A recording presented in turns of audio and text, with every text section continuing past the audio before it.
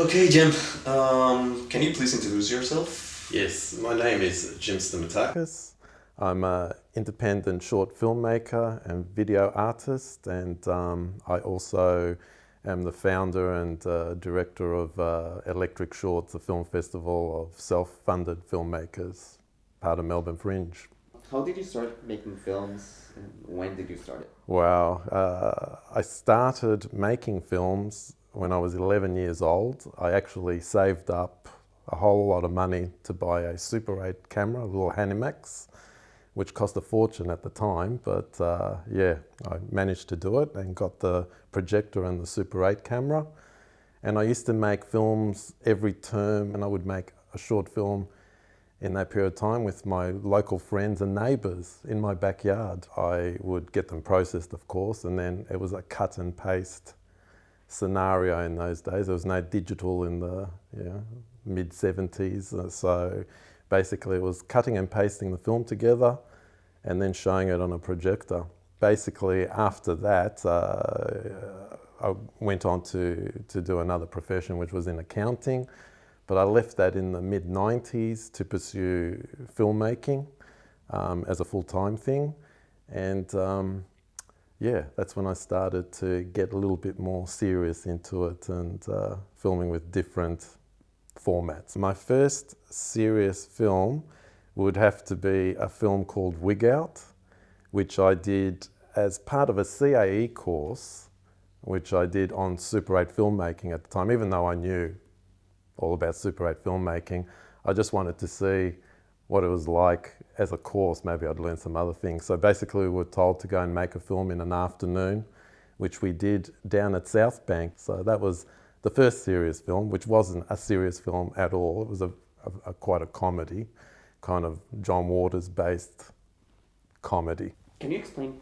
your process? Where does the ideas come from and how do you develop them? Usually my ideas actually come with an image that I might get in my head, and then I will basically try and write a story, like a semi-narrative about it, try to expand the idea. And usually once I've written something, when I'm actually drawing the storyboards, that's when it'll come into fruition. Image comes first. I see an image in my head, and once I've created that image on film and expanded to a story, I actually work with sound when I'm editing. So I've already got the sound and the emotion the sound creates. I'm a big fan of like industrial sounds and normal sounds, and create maybe music out of the industrial sounds. So that's what I've tried to create in these films. But yeah, as I said, to me, sound is more of an emotional thing than the visuals. The name of this exhibition is Anastasi. Yes. Can you explain what Anastasi means? Anastasi means resurrection in Greek. I thought it was a very interesting name to name the retrospective as a resurrection, because I actually haven't made a film for a little while, and it's like resurrecting my old work and showing it to an audience. There's also kind of a trace of tragedy in most of your films, especially misfortune. Can you tell us a bit, where did misfortune come from and the process to make it? Misfortune was also a student film, because when I left my earlier career and went to do filmmaking fully, I found a course that was being done in Footscray at Footscray City College. So Misfortune came out of that. Misfortune was the final film that I had to do for that year. The story was basically about a couple who had an accident and what actually eventuated after that accident. And I show it in kind of like a flashback. I show it in flashback terms. But what I wanted to do was make it very European looking.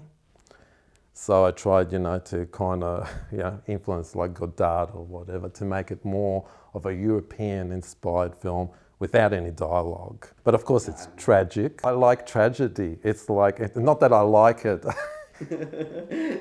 as a real thing, but to show it as a film, I think it's an amazing emotion to feel in a film because it's safe.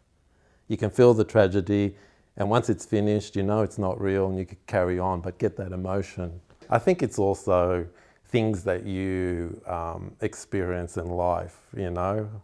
I'm not a young one, and I've experienced a lot in life, and you know, films like Telos and Lippi are kind of tragic in a way as well, but at the same time, there's hope in their sadness.